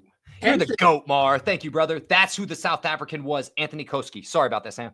No, you're good. I was going to say Tension's a big deal over in Japan. He's probably the biggest combat athlete star that they have in their country. I mean, once Bam unifies against Will Baldo and Taraji winner, he has to move up. There's nothing left for him. Or I think there is actually one more champion at 115. But Bam's just taking him out one by one. Now, I know Puma's going to be the youngest guy Bam's going to fight, but I think Bam wins. I'm sorry. I'm high the fact that the only super fight Bam wouldn't win, even though it's a 2-weight class jump, so we wouldn't see Inoue versus Bam. That's the only super fight that I don't see him winning right now. I think he beats Nakatani. I think he beats Taraji. I think he beats Tension. And if Will Baldo wins, I mean, it won't be a super fight, but he beats Will Baldo. You know, I think Will Baldo, of all of these fighters, is the toughest matchup, oddly. Very unpopular opinion there, so. I'm waiting to see somebody with a question about UFC this weekend. I'll have more input on some of those. Yeah, you won't get much of that in my comment section, brother. It's Breaking Bad boxing. I mean, I just like to give people a diverse section when it comes to combat sports. I hope people can just come here for combat sports in general. I'm no wizard when it comes to MMA. That's for sure. You're way more sharp when it comes to MMA with me, but boxing, I feel like I have a pretty good. I feel like, time over time, I'm getting better with breaking down boxing and learning. And the best thing is I'm learning from a lot of people, man. Like in this game, when it comes to gambling, breaking down fights, just watching fights in general, man, we are never too good to learn from anybody, right? Like, and the minute that you stop learning from someone or thinking you're too good at this shit, that's when you're going to take negative L's. You're going to get killed with, as my boy Big Steve says, tilt. Just all these things, man. I mean, yeah, I'm expecting a really good weekend this weekend, man. I think we have some damn good bets lined up too as well. So, do you want to one last time run through your 1 through 5 star bets for everybody that's live now? Yeah, absolutely. So let me flip back to the page. I have them on. I wrote them down. So I think I messed up the order of some of these on here, but yeah, it's all good. All of these are picks I feel fairly confident in, but starting from least confident and most confident. So Alex Perez money line versus Asu Almabayev was my first one. Long story short, I think he's able to stop the takedowns. I think he's the better striker. I think he's going to throw more volume. And if his body's holding up, I think in hindsight, he's going to look like a favorite here. You can find him at plus 165 on BetMGM. And I had said this as number 2, but Begzad Almakhan was number 4 is what I had down. Plus 120 versus Alexander Topuria. I think he's the more powerful striker on the feet. I think he scrambles really well. I think if he gives up takedowns, he's going to be able to get back to his feet. I don't think he's going to be, in danger of giving up too much top time. Topuria doesn't pass the guard like somebody like Umar Nurmagomedov does, where he's able to hold a bantamweight down for, 5 minutes, 3, 4, 4.5 minutes at a time. That's not something a lot of guys can do, and I think Almakhan's aside. I think he can win by knockout or he can win on the scorecards.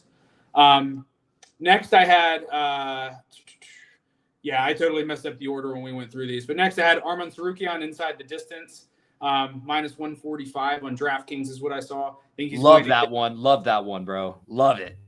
I think when it comes to legit, hate to say it, free money almost. Yeah, I mean, again, like Benavidez, if Benavidez goes to a decision with Yard, everybody's going to be disappointed at that. He knows he needs to get a stoppage here. Same thing with Arman Sarukian. He wants to challenge for the title next. I think he was on record saying that. By the way, brother, Almakhan's line has dropped to a plus 114 as we've been filming this. Line movers, hashtag line movers. Yep. But yeah, Arman Sarukian, I think he's talked about, that he'll turn around and fight for the 155 belt in January if they call him for it. He's intending to get in and get out this weekend. And I think Hooker's been running hot lately, but I think he's biting off more than he can chew here. And I think Sarukian's going to dominate. I think he's going to cut him with elbows on the ground. I think he could get a stoppage there or get a submission. Then number 2, this is my most confident MMA bet that I have this weekend. Volkan Ozdemir versus Alonzo Menafield, either fighter to win by knockout or TKO, minus 130 on FanDuel. These are 2 guys who start very fast, have heavy hands, and typically their opponents are trying to grapple them. I don't see Volkan trying to implement a grappling game plan versus Menafield. I don't see him doing the same thing either. I think they're going to start fast, and somebody's going to hit the canvas. And statistically speaking, by the way, incredible bet. 13 of 20 wins, knockout for Ozdemir. 9 of 17 wins, knockout for Menafield. And both guys have shown that they can get put out themselves too. I think Menafield has a submission or 2, but these are generally reactive submissions. I think he guillotined Jimmy Crute in the rematch. He had like a shoulder choke versus Fabio Charant, a couple years back, but these are guys who are trying to grapple him. And Fabio Charant, what a fucking name I haven't heard in a hot minute, my G. I think he got cut after that fight, or maybe, a fight or two after that. Wasn't really UFC level, but yeah, I think stylistically, this is one that's going to be really good for the fans. I think guys generally try to almost fight negative versus Menafield. You have Umar Sy and Julius Walker who want to grapple or stay on the outside, and that's not the way Ozdemir fights. Nasty calf kicks, jab, left hook, works the body, power in both hands from Ozdemir. I'd probably lean towards that side, but yeah, somebody's going to get knocked out here. And, when you're looking at a minus 130 number, that should probably be minus 250. I mean, hammer spot. You have to look in the line volumes. And everyone, just so you guys know, in the comment section, I'll be jumping to all the comments too as well. Yeah, and especially when you look at, I think Volkan Ozdemir by knockouts plus 120. Why would I? There's no reason to do that when it's minus 130 to take either fighter by KO. So I think that's the side there. Then lastly, for my number one spot, David Benavidez by knockout. Do you want some plus money? Round 7 through 12 is probably good as well. Knockouts is safer because I could see rounds 1 through 4 being an all-out war, and I could see Yard fading quick would be my only hesitancy there. But yeah, anything other than a stoppage is a disappointment for David Benavidez this weekend, and I think he knows that. Yep. My pinned tweet, Benavidez 7 through 12. Hands History Bolt, let me run through those picks for you one more time for my boy because he likes your UFC picks, so I'm going to run through them. He likes Arman Sarukian inside the distance, minus 140, which I love, by the way. I think it's as free of money as you can get. He likes Volkan Ozdemir Menafield to end by knockout. Beautiful, especially when you look at the numbers behind it. Minus 130. Minus 130. And then you got a dog, Bozkat Almakan. Right now, his line already moved from plus 125 to plus 114 as we were filming this. And what was your last MMA pick, my brother?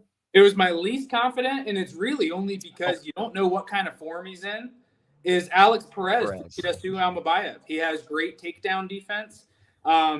He blew out his knee in a weird way versus Tatsuro Taira in his last fight. It was like a back knee bend trap. Like he was like crossing the hook on the back end, like crossing his hook leg, and bent him over his own knee. He had the body triangle in, and usually, the leg where it's locking up on the body triangle you have on the outside, but he had it weaved in like through his leg, and it's like he took like a hard angle and almost like pulled into the side while he was hooking that leg, and yeah, it caused him to fall down, blow out his knee, and he was screaming in pain. So I mean, let's be honest, he did that. That was a perpetual thing. Like that was no doubt. He did that smart enough, knowing that he was going to get the stoppage there. Like I'd hate to be the training partner that he's probably done that to before, but Perez looked good in that fight up until a weird stoppage there. And besides that, he's losing to the best guys. Assume Almabayev. I mean, this is a guy who, when he wasn't getting takedowns versus Manel Kopp, he looked in a world of trouble. And I know he got poked in the eye a couple times there, but got stopped by Manel Kopp. I think that was in round 1 or 2. So and that was Manel Kopp, who wasn't stopping anybody. The dude that never broke out of his Ryzen shell finally started to break out of that Ryzen shell. Manel Kopp has all the talent in the world, just never puts it together. Very frustrating fighter. Put him on the back. He put Almabayev on the back foot, was walking down. At one point, Almabayev had his back turned and was running away. And I think Perez puts a lot of that pressure on guys as well. So, I think if his body is good to go, I think he's the side. I think he's going to put him on the back foot. And, picking a method would probably be tough here. But, Perez is the side. Bro, I love your picks. You have some great picks. Boss Marv, what up, brother? Hope you're doing well. I'm going to run through my picks right now, but just so you know, my third most confident bet of the day, Brian Norman Jr. money line. I love Brian Norman Jr. money line. Minus 110 on DK. Even money wherever you're going to get it. I just love it. Even money wherever you're going to get it. My sneaky bet of the weekend that I love, Brian Norman decision plus 300 ESPN bet. Absolutely love that. Absolutely love that. Breaking. Canelo's pursuing a rematch. Breaking news from our boy Marlon Prince. Canelo's pursuing a rematch with Crawford. Both fighters will be smart to take that. Big money fight. Winnable fight for both fighters. I still think it's a winnable fight for Canelo. I really do if he makes a few tweaks to his game plan, stops trying to fight with his foot on the inside. You can never count Canelo out. Yeah, I mean, that's going to be a close fight every time. And plus the money would be in a trilogy too as well. So, there would be real money in a trilogy. So really quickly, just so you know, M80 Mang and all other commenters, I'm going to get to your comments. Let me just run through my favorite 5 bets of the weekend. and then we'll wrap up the show, y'all. So my least confident bet, but I still love it, kind of leans into what you said. I like Arman Tsarukyan by submission. I think it's his best and smartest path to victory, plus 360 on FanDuel. My second most confident bet, which I don't know, man, it's getting more confidence as I'm sitting here thinking on it. Jack Hermanson, plus 210 over Oral By, and a sneaky takedown at plus 130 on FanDuel. I love that. Plus 210, Jack Hermanson, ESPN bet. I think he has multiple ways of victory, especially pop shotting on the back foot. And I think when Oral By starts to slow down, he gets a takedown in the third round to cement a 29-28 victory. Yeah. My third most confident bet, Brian Norman Jr. money line, sneaky bet, like I said, ESPN bet, decision, plus 300. Now, my two most confident bets of the weekend, I think you actually can parlay all three of these legs, the violence parlay, as I call it. Francisco Barone, KO, TKO, DQ, plus 150 on ESPN bet. I love him to get it done versus Romain Villa, who I think's washed. And shout out to my boy Luis, who also says he doesn't think his boy Romain Villa looks in the greatest of spirits. And my favorite parlay of the weekend is a two-legger. Bam by stoppage, Benavidez by stoppage. I'm not overthinking this one. Yard's going to wilt. Benavidez is going to go through the gears. And then you're going to have Puma's going to meet Bam in the middle and eventually get beat up, and a towel will come in eventually. Those are my favorite plays. Love all those plays here for you. Now we can get into the comment section and start chopping it up. Do you think Mason Abdullah will slow down if he faces resistance against Noakes, if he bangs it out regardless, or what happens? I mean, Mason loves to go to war. He's willing to trade, but so did Sam Noakes. A little bit more willing to fight on the back foot, in my opinion. I'm really curious on this end, though, is how does Mason's cardio look past 8? That's what I'm curious about. Does he take the first 3 rounds slow? Does he come out hot and piston-like he does early often? These are all questions that I have. What do you think about that? I'm curious to see what they're going to look like physically when they step in the ring. You know, when you watch the tape on Sam Noakes, looks like a very big, strong fighter. And as that goes late, he starts to lean on Abdullah a little bit, makes him fight in the inside, makes him uncomfortable. I could see that happening. I mean, I think at face value, I think a lot of people, you know, especially in the States, have watched Abdullah Mason fight at this point. They have seen the flashy knockouts. I don't think a lot of people have watched Sam Noakes fight. And it's really easy to look at that fight and just say, 100%. Yeah, Abdullah's going to knock him out. But I think that almost feels like a trap this weekend that a lot of people are getting caught into. I'm telling you guys, Sam Noakes' inside fighting is polished. Polished inside fighter, man. How y'all feel about Bilal and Gary? I feel like Gary going to win. I agree. I think Gary's anti-grappling super solid. I think his athleticism is solid. And I think on the feet, the fight's not close. But Gary is solo volume and Bilal is high volume. I know the JDM fight didn't show that. But go back to every single fight before that. I've been on the train that Bilal's on steroids. I'll scream it to the heavens. Bilal's on juice. Bilal, nobody makes that big a physical transformation. Dude, thank you. They're 35 years old. Search Bilal on my Twitter and you will see, bro, his physical transformation, his head got bigger. His cardio just randomly became 5-round Marab level cardio. Get the fuck out of here, bro. The juice Bilal makes any fight going to be a little bit difficult. I think pound for pound skill wise, Gary should clear this fight. I mean, if Gary was smart, he could even stop him if he threw knees up the middle. If Gary threw the knees up the middle that we used to see him throw, he could stop Bilal, catch him something up the middle. But Gary is he's kind of a negative fighter, no? Like, Gary's just a little bit of a negative fighter, man. It's kind of hard to watch some of his fights just because he is so damn negative. So I think from a physical standpoint, you know, that he's disadvantaged, you know, in a lot of ways. I don't think has a lot of power in his strikes. I don't think he's very powerful when in the grappling scenarios. I think Ian Gary has an excellent fight IQ. He's going to fight the right fight that he needs to beat Bilal, but I think he has durability issues. Granted, we haven't seen it really. We've seen him hurt by much lesser fighters. I don't know if Bilal is able to pull that out, but I think Ian Gary was the side that if you got him at minus 170 a couple weeks ago, maybe, but I think it's approaching minus 240, minus 250. Prices like that now, and you know, like you said, it's Bilal somewhere along the way made a physical transformation that, you know, we've never seen before. I mean, I still remember when he was struggling to take down what was Douglas Lima's brother's name? Diego Lima with an H after the D. Yeah, he was struggling to take him down at one point, and then all of a sudden he's, you know, winning all these fights and then challenging for a belt and looks like a brand new fighter. So I don't know. That one, it's kind of priced out for me. I'm probably going to stay away. Probably goes to the cards. I could see it being a 29-28 either way. Maybe Gary snipes him on the feet. I don't know, but Bilal's been historically durable, and he can push a pace for 3 rounds with anybody in the world. I think I want to say Khabib even said one time when talking about Bilal Muhammad was that to beat Bilal, you almost have to stop him because he's going to go. And that's somebody who's been in the training room with him. So I don't know. That's a tough call. It's a tough fight because what version of Bilal do we get? Is he actually going to spam takedowns? And if he does, it's a winnable fight. Hans History Vote. I don't want to call this a lock, but I'm very high on this guy, Cole Alexnian, for LFA this weekend. He's fighting Trevor Tremblay, who, in my opinion, has holes in his game, both grappling and striking wise. I don't think he's fought in anyone. I don't think either of them have fought in great competition, but Cole has a little bit of a better competition. I like the gym Cole trains out of too as well. Give me Cole, LFA, plus 215. I really like this fight, man. I think it's a underrated play here. So if you want to take a stab at it, Hans History Vote, plus 215, LFA, Cole Alexnian. Just one thing to note, because I know you wanted a little sneaky bet here for you, my brother. So dang, we got a few comments. Shout out to everybody. Manel Kopp is the GOAT. He's a frustrating ass fighter. Is that not fair to say? Has all the tools to put together, but just has way too many negative lulls. I mean, he doesn't do enough sometimes. Look at the only negative trait. The Mohammed Makayev. Thank you. I'm horrible with names. Anyone that follows my channel knows how shitty I am with names. Dude, come on now. Ian Gary, Devin Haney money line. Gonna have to disagree with you on the Devin Haney money line, brother. And that is not a bias. I don't hate Haney. I am not a. You will know I'm one of the most unbiased I like to think I'm pretty unbiased when I break down fights. I don't know, man. I just think Brian Norman, athletic prime and his peak, a lot of tools that he has can beat Haney. Luis, how would I go into this? I'm going to be honest with you, bro. I would take that whole 30, and I know it's your boy. I would put that whole 30 on Verone to get it done by knockout at plus money. So what that 30 would do is that even if you got it at plus 140, that would turn your bankroll to about from $30 to about $66.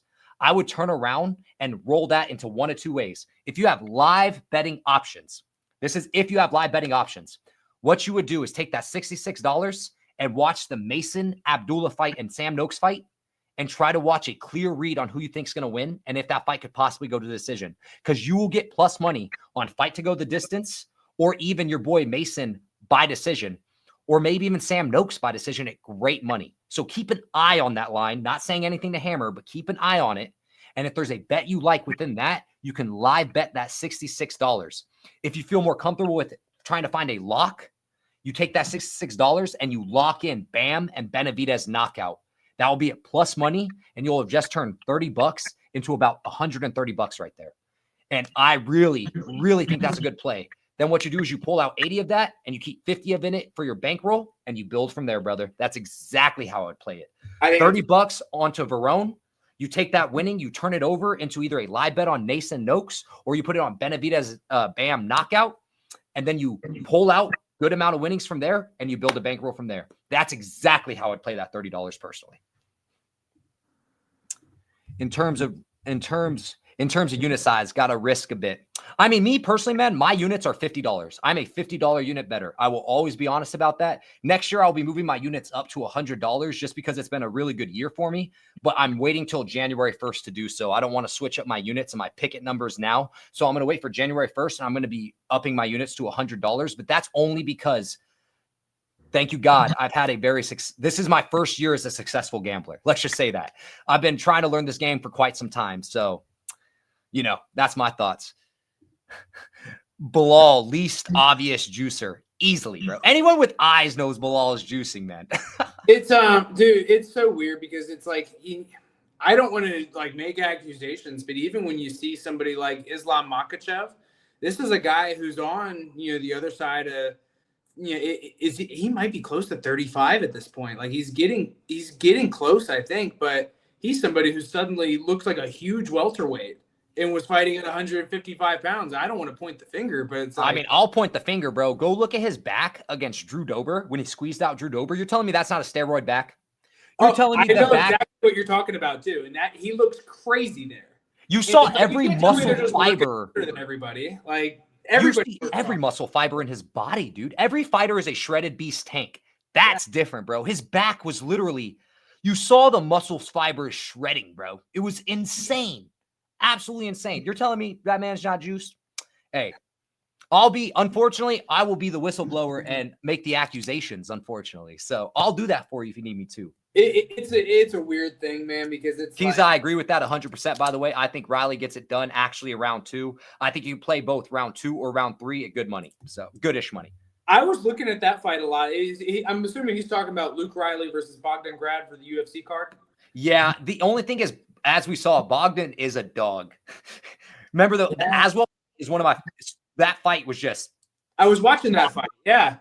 And, something with Luke Riley to me that stands out is in all of these fights, he's able to fight at the pace that he wants it to be at. He's fighting on the front foot, and he's throwing combos and he's getting out of range. And I think Bogdan Grad's going to be one of the first people he's fought that is not going to let him fight that kind of fight. Might get knocked out in the process. I think Bogdan Grad eats a pretty good shot. Physically, I think there's a difference between him and a lot of Lucas Riley's opponents. I'm not very high on Cage Warriors when it comes to a regional promotion. You have some good guys, you have Paul Hughes and you have Conor McGregor, Ian Gary. You have guys. Well, you just saw that one dude.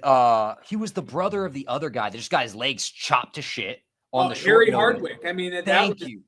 And then even George Hardwick, his brother, is underwhelming as shit. One of the Hardwick brothers. I think it was Harry Hardwick. It was Harry because George is the bigger brother. Mixing up. Kiza, don't toast me for this, Kiza. I'm sorry. It's my double American brain, brother.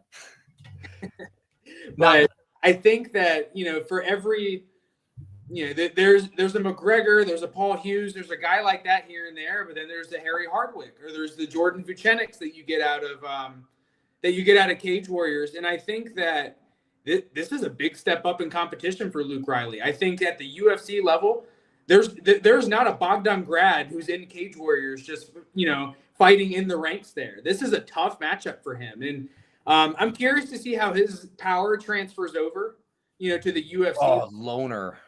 That's the other one. Loner, bro. Loner Kavanaugh. I remember I actually tweeted. So I gave this out as a free Twitter play. Was Loner Charles Johnson not to go the distance at plus money? It's very proud of that. Very proud of that play. And I also took Charles Johnson money line. So that play smoked. And see, he's one I thought it was. And Loner just got caught slipping. He literally ran into a punch like this. Yeah. It was crazy. He just got caught slipping. Like, Loner's a way more defensively responsible and guard savvy than that, it seems like, but he just ran into a punch. It was absolutely insane. So that's what I thought too. But I think that I think this is a tough debut matchup for Luke Riley. I know. Thinking about it, I think you may have, because Grad, his bald ass is going to come into the pocket, throwing punches. He's just at a severe speed disadvantage in this fight, like severe. Grad's slow as shit, but he's like slow in the way Darren Elkins is slow, to where he just kind of sticks to you. He's just sticky. Doesn't matter how slow he is, how plotting and annoying he is. He's just going to be on your shit and beating you up. So I don't know, man. Maybe Grad at 2-1 is maybe the play. When I'm researching that one, I was trying to find a way to get to it, and that's exactly what I was going to say. Is the last opponent that Luke Riley fought, it was Kasalov, I think was the guy's name. I was going to say something different. I remember it ended in an OV. If you're struggling, and again, I didn't think that guy was very good from watching that fight, and kind of folded at the end. Just not knocking guys out with one shot. It's kind of, that guy Kasalov, it's in that fight, he struggled to take Luke Riley down. I think got him down a couple of times, which is a horrible look, I think. And, and then once the takedowns weren't working, once he couldn't cage push him anymore, he just got overwhelmed by strikes. And I don't think that's not going to happen to a guy like Bogdan. He's not going to have his plan A, and plan A doesn't work, and then he's getting TKO'd. I don't see that happening, because he's a guy who I think can take a good shot, has power in his hands, and I think he's got a grappling threat that could give Riley issues, especially because I don't think Riley's used to fighting at the UFC pace. The tempo of his fights generally tends to be lower in Cage Warriors, and I could see Bogdan making it uncomfortable for him. That being said, Bogdan's so hittable that he might just get starched, and I look like an idiot for talking about it this long, but I don't know. We'll see. I'm curious to see what happens there. I don't think Lucas Riley's going to go too far in the UFC, though, so we'll see. Just so you know, I agree, man. I have a hard time thinking of any Cage Warriors guys. I'm just not a fan of Cage Warriors. Their matchmaking is so selective. I mean, look at you have guys fighting literal guys with losing records that they're hyping up. It just makes no sense. It doesn't have the Shuganov fight. I was actually looking at BoxRec, looking at this one. I've only seen Johanna fight once, and I haven't cracked any tape on Shuganov as of lately. But Shuganov, if I am remembering, a little bit slower of a pace, not so high volume, following that Filipino regional scene, and Johanna's never been stopped. Tough ass Ghanan, tough ass African man. Probably Shuganov by decision, I'm assuming. What are the lines on Enhanced History Bowl? Do you have Shuganov by decision, and what is the line on that one too? Abasab. Yeah, that's what it was actually. It was Abasab. That dude's from he has like the green and red flag. Fuck, what is that Abasab dude from? Having a mind block too as well. Tariel Abasab. Where is that cat from? Isn't he like Azerbaijan or something like that? Where Naimov's from, right? Azerbaijan, where they fill up stadiums to watch their fighters. Such badass country, man. Yeah, Abasov. That's what I thought the guy's name was, and I think he was talking about Riley's last opponent. Brother, you're getting Barone at plus 275. Dude, smack. No. Put the whole right now. Trust. Plus, bro, you are getting it over $1.25 better than any book in the United States. Every book in the United States has Barone plus 140 across the board and plus 150 on ESPN Bet. Smash that shit. I just had my wisdom teeth removed. This is the first time I felt pain since that. I just cracked my teeth together. That felt crazy. Oh, dude. I got mine out a few years ago, and it's I was always so scared I was going to get, what do they call them? The dry socket. Back. Dude, it's such an annoying feeling because they tell you to not go work out, and they tell you to not to work out. Don't drink hot coffee. Don't smoke any weed, which I understand that part. But it's like, dude, I mean, it's healing pretty well, but at the same time, it's like everything else with you is fine. You feel like you could go for a run or go do something, but it's like, yeah, don't exercise because of your wisdom teeth. It's fucking insane. I'm just happy that I'm able to talk a little bit more, man. I've been wanting to jump on it live. Grad getting pieced up might be biased. In terms of range, Luke Riley should piece up Grad, but if Grad gets on the inside, man, it's going to be an issue, man. It's going to be an issue. Yeah, that line is way off. Minus 600, that line is way off. Versus a dude that's never been stopped. And Shuganov's only fought in the Filipino level at the Filipino domestic level. So I don't understand that line. Fuck, that is insane, man. One of the UFC fights we didn't talk about. This is one of the ones I'm looking forward to most on the card. I don't have a bet on it right now. Super high level fight. Tagir Ulanbekov versus Kyoji Horiguchi. For the people who are really hardcore fans, that's a great fight stylistically. Horiguchi, I mean, he's been the best. He hasn't really even been fighting at flyweight outside the UFC. He's a small guy, and he's been fighting 135 pounders. But I'm curious to see what he can do back in the UFC, but I don't know why they're giving him the most brutal stylistic matchup ever in a very tall flyweight in Ulanbekov. Have you looked at that one at all? Yeah, so I think this is actually interesting, right? Because Ulanbekov has good cardio. Not great cardio, but good cardio. He's sticky as shit, and he shoots those long, low singles, right? And Horiguchi, as we've seen, has gotten his back taken multiple times. Patchy Mix. And Patchy Mix, one of the best back takers on planet Earth, regardless how everything is now between them. He's still one of the best back takers on planet Earth. Took his back standing, I think. It was, you know, they have Horiguchi listed at 5'5", and I saw they had Mix listed at 5'7" or 5'8". There's absolutely no way. He's 5'2" or 5'3" at best. Yeah, and Patchy Mix was like a country mile bigger than him in that case. I'm going to be honest here with you, man. I want Horiguchi to win, but I just think it's going to Qatar where you're going to have to battle the judges for Ulanbekov. This fight goes to a decision at a very high clip, in my opinion. And Horiguchi getting older, and he's never been the most high-volume striker. Unfortunately, I think it's going to go Tagir's way. And I was really impressed by Tagir's win over Clayton Carpenter. And again, another Arizona boy. And Clayton Carpenter, I think, is super solid all the way around here. So I was just impressed by that one, to be completely honest with you. And I think that it does lean me towards Tagir it does lean me towards Tagir. Kiza. I like Shamrock. I can't believe we didn't bring this one up. I like Shamrock for the upset. I think Nurvaev or Alibayev or whatever his name is, Never been high on old Wonder Boy, or what's his nickname? The Superboy, Wonder Boy, Austrian Superboy, Wonder Boy. I don't know. Never been high on him. Gas bag cardio. He looked good in his return to the UFC. I will say that. But this dude's a mush, brother. And Shamrock can crack. He can anti-grapple, and he has good volume. Shamrock at 2-1, and the line's moving in. Wait. He's going against Aliev, right? Yeah. Okay. Yeah. I'm just making sure I had that right.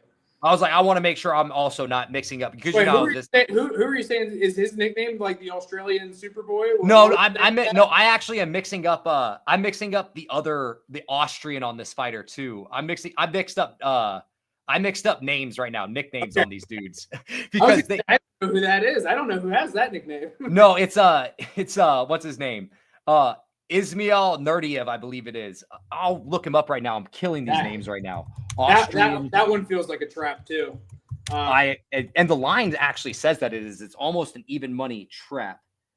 Yeah. That is what's his name? What's it called?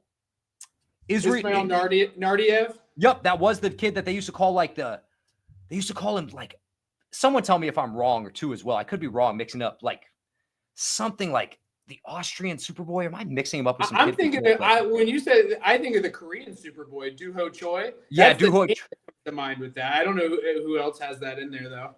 Yeah, before I keep making myself look foolish, I'm just going to move on from that one. I'm just going to move on. But I like Shamrock. Tape-wise, I like Shamrock. Aliev is a mush, in my opinion, this week, and I like Shamrock to get it done. He's not dangerous. He doesn't, in his fight against Joe Selecki, I mean, he got his back taken in the third round, reversed and taken it, or was it mounted? He got mounted in the third round, reversed and mounted in the third round, dude. And Joe Selecki, man, gas bag grappler. A gas bag grappler. You're letting him do that in the third round to you? Yeah, I mean, that was a favorable matchup, I thought, for Aliev, where it's like, that's one where he should be able to look good, maybe even get a finish. But, yeah, I don't know. I think he is probably the mush of the week this week. So I agree. Mush of the week, mate. Tajik Eagle. What am I missing here when you're saying Tajik Eagle? Am I missing a name or something? When he says Tajik Eagle, I'm thinking that's a fighter who, who's the what's that guy's name? I don't think the Tajik Eagle's on this card. I want to say that's like Rajabov or something like that. One of those. Oh, guys. No. That's Aliev. That's who he's talking about is Aliev. That's his nickname. Yeah. I've never been good with nicknames. It's like something I've always been bad with. Thank you. My bad, MA. He already answered it for us. I was like, Tajik Eagle, huh? But yeah, man, I mean, I think we've given a lot of good bets, a lot of good content. We are going to wrap this up, y'all. We literally said we were going to do this for 45 minutes to an hour, and holy hell, we're almost 2 hours in, man. So do you guys have any wrapping up comments? Drop them in the comment section below. We'll keep this going for another 3 to 5 minutes because I know my man Sam has a whole life. It's funny as I'm ignoring calls left and right, which is pretty funny. But good thing my phone's always on Do Not Disturb, so it works out. But any closing comments, any closing thoughts? And before you guys get out of here, if you could like the video, I would much appreciate that. Help the algorithm. And as well, we would love to have you back, Sam. I would love to chop it up with you again for another big combat sports weekend, man. You're really educated. You're clearly cracked the tape. You're actually in combat sports yourself. All these things equal to a great conversation, man. So I really do appreciate you. Ooh, Hands History Bowl. Let's talk about this. I was talking to Chilltown TJ today, actually. Watch Numwan's fight against his last fighter, Zoptop. He gets dropped in the second round, hurt in the 10th round. And then you watch his other fight here. I'm going to just pull up my messages with TJ. You watch the other 10-round fight that he went to where you literally stuck on the back foot for the last 3 rounds of the fight, slowed down horrendously. I was watching and looking at that pretty undefeated record, hoping that Vito would have an upset alert in this case. I think Vito's going to crack him with a left hook. I think Vito actually is going to stop this guy. I mean, I'm not very high on Vito, but this is a perfect stylistic matchup. Look at this photo, actually. Actually, I have this saved in my photos. This is funny as hell. This is funny. This is a still image photo I took of Nomama. Look at that defense. That is Nomama when he gets dropped in the second round against a can, an absolute can. So, yeah, man. I really like Malecki, unfortunately, to get it done because I don't like Vito. I'm not huge on Vito. I'm not huge on his skills, unfortunately. But The inaugural TKO champ, Vito Milanecki, will get it done by stoppage. Eubank Wagner, I think the size disadvantage for Eubank will be interesting, and how low volume Eubank is. I'm going to take a dog shot on Wagner, even though I don't think Wagner is the more skilled fighter. So I'm going to take a dog shot at Wagner on 3-1 odds. So, Sam, do you have any closing thoughts before we get out of here? No, man, I appreciate you having me on. I was honestly a little bit nervous. I've never done anything like this with a live stream, but yeah, I mean, I try to keep up with, I watch One Championship with everything they have, the grappling, striking, MMA, of course, most of the major MMA promotions. And I'm still a relatively newer boxing fan, beyond just a Canelo card or a McGregor versus Floyd and the mainstream ones like that. I've really gotten more into it lately. My depth of knowledge probably doesn't, it doesn't hold a candle to yours. And some of these fights I'm not really able to speak to, but yeah, I think, like we were talking about a little bit earlier, it's my love for MMA, that's really got me into boxing as well. And yeah, man, it's they're both fun sports. I think this is a good time to be a fan, but yeah, man, I had a lot of fun chopping it up with you and talking about the fights this weekend. I think we're in for a good one. We're definitely in for a great weekend. You're free to join anytime you want, man. Never be nervous, man. People in my chat are always chill. They're always cool. I literally think the boxing community is, when you get past everybody on the racial end is everything, it's really one of the best communities there is, man. I really think the boxing community, the real sharps in the community, the best community there is, man. You just got to get past all the fight fans and all the people that look to pick fights for racial reasons and things of that nature, man. So when it comes to that, man, a lot of that. That's weird. Well, you're seeing a lot of that. You see a lot of that when it comes to the Black American versus Mexican rivalry, right? Like I was watching the press conference for DAZN this morning, and the comment section was literally just race baiting up the wazoo. It was absolutely insane. It's like, guys, can't we just appreciate fighters for fighters? And I'm okay with everybody having pride. I mean, everyone should have pride for who they are and things of that nature. But guys, not everything needs to turn into it, man. Like tapes, X's and O's. So, and I want to answer my boy Mar the Prince, because we did talk about Waldo Acosta, but let's really quickly touch on that. Waldo Acosta could win with a low kick and a jab. He could keep it as simple as possible. Jab his way to a victory. Low kick to a victory. Simple as it comes, straight up. The issue is I have here is, guys, he's flying across the world on 3 days. He's flying from Arizona to Qatar on 3 days' notice. How's his cardio going to look? He is someone that's always training relatively in shape. I'm just curious how there will be no weight cut since they're heavyweights. There's just a lot of factors that at a minus 142 price tag makes me want to stay away from Waldo Acosta, just because he could get taken down early. And if he gets taken down early or cracked early, that's when you live bet him, Mar. Live bet him at that point, Mar, because you will have some live equity in that case. And I think if it comes to cardio, pound for pound cardio, I still think Waldo Acosta has better cardio. At heavyweights, I still think he has the better cardio, mate. So that's just kind of. Spivak was a tougher matchup for Gaziv than Acosta was, because Spivak's a guy who he's won a giant. I think his nickname's the Polar Bear. The Polar Bear, yep. And it's chain wrestler on top. That's rough for any heavyweight. And it's Acosta. I think he's probably in good shape because he just fought pretty recently. But I mean, on the feet, I could see him getting hit with something big that wobbles him. I could see it the other way too. Acosta didn't look great versus D'Elia up until he basically got stopped with the eye poke, and then they restarted. And after that adrenaline dump, I mean, what do you do there? I mean, the fight was over. You were already celebrating. So yeah, adrenaline dumps are like the one thing that no one ever talks about. But yeah, I probably wouldn't find my way to a bet on Acosta, especially considering it's in Qatar. And if you want to talk about race, anything racial, I think that there are a lot of Muslim fighters that tend to get weird decisions on a lot of these cards. Well, that's not even just an observation, Well, that's undeniable. Is when you go to the Middle East and Middle East portions of the world, they're always going to go towards your Middle Eastern kind of fighters. That's just something that we see, far too often, unfortunately. Eligos, what up, brother? The total is on that fight, because I feel like that goes the distance at a pretty high clip. I think it goes to the decision a very high clip. I think you're going to have a possibility for a Waldo live line. I think that's really kind of how I look and play to it.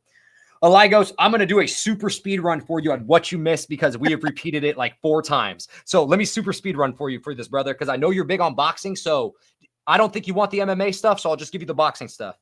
I like Brian Norman Jr. money line. I like Brian Norman Jr. decision. My boy Sam loves David Benavidez by knockout. I love Bam and David Benavidez parlay by knockout. I'm taking a dog shot on Carlos Cuadras. I'm taking a dog shot on Wagner over Eubank. Oh, of course, one of my favorite plays of the weekend. Francisco Varone by TKO KO over Romain Villa. Love Varone over Romain Villa by stoppage. Love it, love it, love it, Aligos. So again, Varone, TKO over Villa. Benavidez, bam, knockout parlay. Sam likes Benavidez inside the distance. Little extra money on 7 through 12. Brian Norman Jr. money line. Brian Norman Jr. decision. If you want the MMA bets, Armand by sub, Armand inside the distance over Dan Hooker, and Jack Hermanson plus 210 at ESPN bet. So that was a quick run through. This will be the last one I answer, y'all, just because I actually do have to get out of here now at this point. I think they're trolling you at this point. They know we're about to hop off. Nah, I just love these dudes, man. I just appreciate that they're even here to chop it up with me, man. Genuinely. I'm typically one of the people in the comment section sending something like this. So it's cool to be on the other side. Man, I'd love to have you on anytime.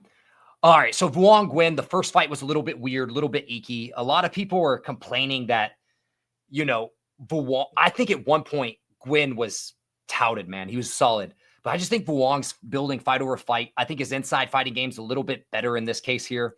And I think he's built better from their first fight. So I would pick Vuong to win that fight, but I wouldn't bet it. There's no way I would bet Vuong or Cameron or at, what is it, minus 300 right now? Not a chance in hell, champ. Not a chance as hell. So, hey, well, I appreciate all y'all. Sam, you have any last remarks? Do you want to plug anything before you get out of here? I mean, honestly, I don't really have anything to plug. Follow me on Twitter at BigSam_MMA. But yeah, other than that, that's it. I'll probably be giving more of my thoughts on UFC and boxing card as we go. I'll probably, if there's any other bets that I add, I'll probably tweet them out there. But yeah, last weekend was a really good weekend for me. One that I actually tweeted out was that I was going to take Michael Morales to win by round 1 stoppage against Sean. So that was a banger call. That was what a banger call. That was my highlight of the week. I thought that one was a can't miss spot plus money on the best raw athlete in the entire UFC. And I think Michael Morales is a real title contender. I think he's a real title contender. I don't even think that guy's at his best yet. He's going to keep getting hurt. I couldn't agree more, man. And those Ecuadorians just have hella good genes. Great genes for fighting, man. They're natural fighters. One of the few guys. Yeah, one of the few guys that be an Olympic level athlete in whatever sport he chose. You don't get a lot of that in MMA. They don't get paid as much. Yep. But anyways, you're the man, Sam. Everybody that was on the stream, I appreciate you guys. Again, feel free to like the video if you can. If you didn't like the video, don't like it. You don't have to. But with that being said, guys, as I always leave you guys with, it's love, it's peace, it's chicken grease. I'll see y'all next time. See you guys.